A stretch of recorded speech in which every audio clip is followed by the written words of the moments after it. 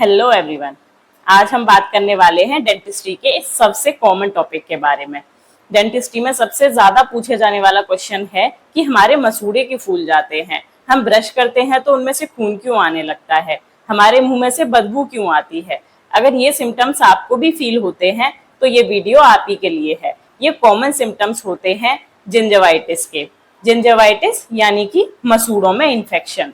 अब ये क्यों होता है, इसके क्या कारण होते हैं और क्या इसका ट्रीटमेंट किया जा सकता है, और ऐसा ना हो इससे बचने के लिए आप क्या कर सकते हैं अपनी तरफ से, तो उसके बारे में आज हम इस वीडियो के माध्यम से जानने की कोशिश करेंगे। तो चलिए शुरू करते हैं इस वीडियो को। आपने अक्सर देखा होगा कि पायरिया के बारे में तो सब बात करते हैं, लेकिन जिंजवाइटिस के बारे में बहुत कम ही लोग बात करते हैं। आकर के पेशेंट्स खुद बोलते हैं कि हमें पायरिया लगा हुआ है, जिसकी वजह से हमारे मुंह में बदबू आती है या फिर मसूड़ों में से खून आने लगा है। लेकिन वो ये नहीं सोचते कि पायरिया की शुरुआत जहां से होती है उस कंडीशन को बोला जाता है जिंजवाइटिस। यदि आप उसी कंडीशन पे उसको ट्रीट करा लेते हैं या उसको ठीक कर लेते हैं तो वो पायरिया की या फिर पेरियोडोंटाइटिस की कंडीशन पे पहुंचता ही नहीं है। सबसे पहले बात करते हैं कि जिंजवाइटिस होता क्या है। जिंजवाइटिस का मतलब होता है जिंजाइवा मतलब मसूड़ा, हमारे गम्स, एंड आइटिस का मतलब सूजन, यानी कि हमारे जो मसूड़े हैं उनमें इन्फ्लामेशन हो जाना, स्वेलिंग हो जाना, या फिर कोई भी किसी तरह के इन्फेक्शन की वजह से उनमें स्वेलिंग आ जाना, इसे हम बोलते हैं जिंजवाइटिस। जिंजवाइटिस के कारण क्या क्या आपको हो सकता है वो इसके सिम्टम्स होते हैं। इसमें आपको क्या फील होता है, सबसे पहले आपके मसूड़े आपको रेड फील होने लगते हैं। नॉर्मली आपके गम्स का जो कलर होता है वो पिंकिश होता है, लेकिन जिंजवाइटिस में आपके जो गम्स हैं वो ब्राइट रेड कलर के हो जाते हैं। आपको बिल्कुल लाल रंग के आपके मसूड़े फील होने लगते हैं। नेक्स्ट हमारा सिम्टम आता है पफी गम्स। जो आपके मसूड़े हैं वो पफी हो जाते हैं, थोड़े फूल जाते हैं, मोटे हो जाते हैं। नॉर्मल कंडीशन से ज्यादा आपको ये फूले हुए महसूस होने लगते हैं। जो आपके गम्स होते हैं उनकी शेप्स भी चेंज हो जाती है। जो नेक्स्ट और सबसे कॉमन सिम्टम आता है कि जब आप ब्रश करते हैं, ब्रश करने पर हल्का फुल्का ब्लड आना महसूस हो सकता है। आपके मसूड़ों में से थोड़ा बहुत ब्लड जरूर आ सकता है। यदि आपको जिंजवाइटिस हुआ है तो ये ब्लीडिंग उसका एक सिम्टम होता है। नेक्स्ट सबसे कॉमन है कि आपको बैड ब्रीथ होती है, आपकी मुंह में से आपको स्मेल फील होने लगती है। जब आप किसी से बात करते हैं तो आपको ऐसा लगता है कि आपके खुद के मुंह में से बदबू आ रही है। जिंजवाइटिस की कंडीशन में जब आप डेंटिस्ट के पास जाते हैं तो डेंटिस्ट एक प्रोब डाल करके उसके अंदर देखते हैं। एक शार्प इंस्ट्रूमेंट होता है जिसको हम आपके मसूड़ों के अंदर डाल करके चेक करते हैं। उसको डालने पर भी आपके गम्स में से ब्लीडिंग स्टार्ट हो जाती है। ये भी आपका एक जिंजवाइटिस का सिम्टम होता है। जब ये जिंजवाइटिस की कंडीशन सीवियर हो जाती है तो आपके गम्स में से पस डिस्चार्ज भी होने लगता है। कभी कभी हल्का हल्का पस डिस्चार्ज होना भी जिंजवाइटिस का एक सिम्टम होता है। तो ये कुछ सिम्टम्स होते हैं जिनको देख करके जनरली आप आइडिया लगा सकते हैं कि आपके मसूड़ों में इन्फेक्शन हुआ है, जिंजवाइटिस की कंडीशन स्टार्ट हो चुकी है। यदि आप टाइम पे डेंटिस्ट के पास जाकर के सलाह लेकर के उसका ट्रीटमेंट ले लेंगे तो वो यहीं पे ट्रीट हो जाएगी और वो पेरियोडोंटाइटिस में कन्वर्ट नहीं होगी। यदि पेरियोडोंटाइटिस में कन्वर्ट होती है तब उसका ट्रीटमेंट मुश्किल हो जाता है, क्योंकि आपको बोन लॉस होने लगता है और फिर आपके गम्स जो है वो शिफ्ट होने लगते हैं। इसके कुछ कारणों के बारे में जान लेते हैं कि ऐसे कौन कौन से कारण हैं जिनकी वजह से आपको जिंजवाइटिस होने के चांसेस बढ़ जाते हैं। सबसे पहला और मोस्ट कॉमन रीजन है पुअर ओरल हाइजीन। यदि आप दिन में 2 बार ब्रश नहीं करते हैं या फिर 1 बार भी करते हैं, तो अच्छे से ब्रश नहीं करते हैं, टाइम नहीं लगाते हैं, जल्दी जल्दी में ब्रश करते हैं, प्रॉपरली ब्रशिंग टेक्निक का फॉलो नहीं कर, तो आपको जिंजवाइटिस होने के चांसेस बढ़ जाते हैं। क्योंकि जो आप खाते हैं, मोस्टली जो नाइट में आप खाते हैं वो स्टिक हो जाता है आपके गम्स पे, आपके टीथ पे, और वहां पे बैक्टीरियल ग्रोथ होने की वजह से इन्फेक्शन होना स्टार्ट हो जाता है।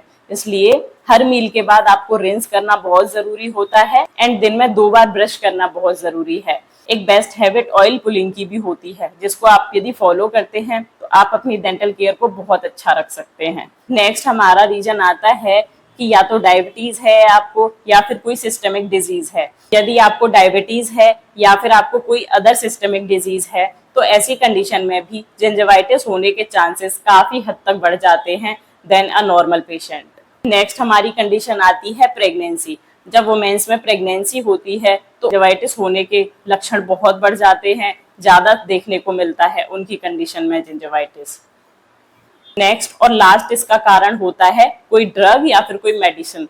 यदि कोई मेडिसिन या फिर कोई ऐसी ऐसी ड्रग आप लंबे टाइम से ले रहे हैं जो आपके मसूड़ों में इन्फेक्शन कर सकती है या फिर आपके मसूड़ों को नुकसान कर सकती है, तो उसके कारण भी आपको जिंजिवाइटिस होने के चांसेस बढ़ जाते हैं।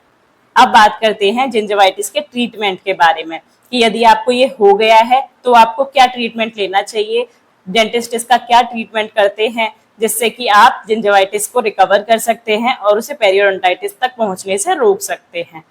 ट्रीटमेंट से पहले आती है आपकी प्रिकॉशंस। यदि आप घर पे ही कुछ प्रिकॉशंस करते हैं और यदि जिंजिवाइटिस की कंडीशन बिल्कुल स्टार्टिंग स्टेज पे है तो आपको डेंटिस्ट के पास जाने की जरूरत नहीं पड़ेगी, आप उसकी घर पे ही ट्रीटमेंट कर सकते हैं।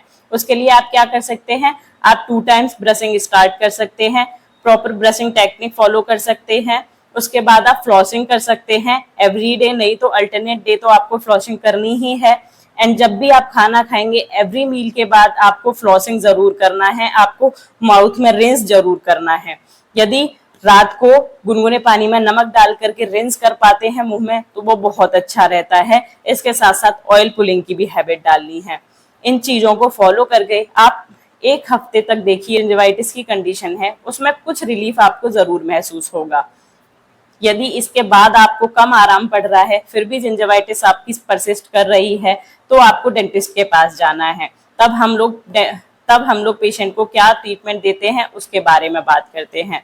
सबसे पहले आता है कि यदि उसके कुछ स्टेन्स जमे हुए हैं या फिर कुछ इन्फेक्शन की वजह से उसको जिंजिवाइटिस हुआ है तो उसकी स्केलिंग की जाती है, रूट प्लेनिंग की जाती है, पॉलिशिंग की जाती है। तब उसकी सारी जब गंदगी साफ कर दी जाती है तब उसके जो गम्स हैं वो अच्छे से दांत से पकड़ बनाते हैं। उसके बाद उन्हें कुछ मेडिकेटेड ट्रीटमेंट भी दिया जाता है, कुछ एंटीबायोटिक्स भी दिए जाते हैं ताकि जो इन्फेक्शन है वो खत्म हो जाए और उसके बाद दांत से उनका मसूड़ा पकड़ बना सके और वो रिकवर कर सके। यदि बिल्कुल इनिशियल स्टेज है जिंजिवाइटिस की तो वो सिर्फ स्केलिंग से और रूट प्लेनिंग से ही ठीक हो जाती है और कुछ एंटीबायोटिक ट्रीटमेंट चला दिया जाता है। लेकिन यदि आगे बढ़ गई है तो 2-3 सिटिंग्स आपको लेने पड़ते हैं स्केलिंग के और उसके साथ में आपको ट्रीटमेंट फॉलो करना पड़ता है, आप ठीक हो जाते हैं। यदि आप उसको टाइम पे ट्रीट नहीं कराते हैं तो उसका इन्फेक्शन बढ़ने लगता है, आपके जो मसूड़े हैं वो फूलने लगते हैं और उनके नीचे जो बोन है वो लॉस होने लगती है जिसकी वजह से आपके मसूड़े भी शिफ्ट होने लगते हैं और उसे हम बोलते हैं पेरियोडोंटाइटिस, जिसमें फिर आपके दांत में लंबे टाइम तक ट्रीटमेंट ना होने के बाद जो दांत है वो हिलने लग जाता है और फिर उसका कोई ट्रीटमेंट नहीं बचता, उसे निकालना ही पड़ता है। तो उस स्टेज तक ना पहुंचे, उसको पहले ही ट्रीट करा लें तो बहुत अच्छा रहता है। That's all about gingivitis. I hope आपको वीडियो पसंद आई होगी। यदि वीडियो थोड़ी सी भी इंफॉर्मेटिव लगी है तो वीडियो को लाइक कर सकते हैं, चैनल को सब्सक्राइब कर सकते हैं और डेंटल से रिलेटेड कोई भी इशू यदि आपको है तो आप कमेंट बॉक्स में पूछ सकते हैं। मिलते हैं एक नई वीडियो में, तब तक के लिए